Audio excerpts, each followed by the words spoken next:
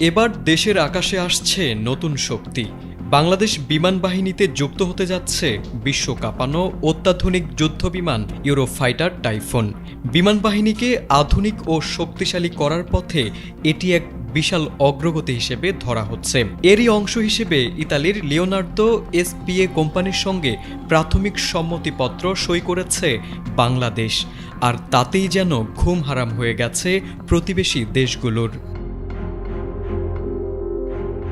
মঙ্গলবার ঢাকার বিমান বাহিনীর সদর দপ্তরে এই গুরুত্বপূর্ণ চুক্তি স্বাক্ষর হয়। বিমান বাহিনীর ভেরিফাইড ফেজ থেকে জানানো হয়, এই সমঝোতার মাধ্যমে ভবিষ্যৎ শক্তি বৃদ্ধির নতুন দুয়ার খুলছে।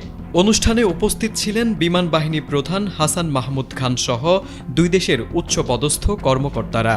বাংলাদেশ বিমান বাহিনী জানিয়েছে, চুক্তির আওতায় ভবিষ্যতে ইউরোফাইটার টাইফুন যুদ্ধবিমানগুলো বাংলাদেশে আসবে এবং বিমান বাহিনীর বহরে যুক্ত হবে। নতুন প্রজন্মের এই মাল্টিরোল বিমানগুলো আকাশ প্রতিরক্ষা, আক্রমণ, নজরদারি সব ধরনের মিশনেই সক্ষম, যা দেশের নিরাপত্তা ব্যবস্থাকে আরও শক্তিশালী করে তুলবে।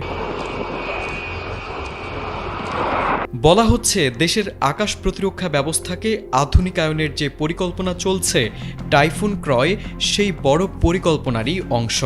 এর আগে গত এপ্রিলে সরকার 11 সদস্যের একটি কমিটি গঠন করেছিল, যার প্রধান ছিলেন বিমান বাহিনীর প্রধান।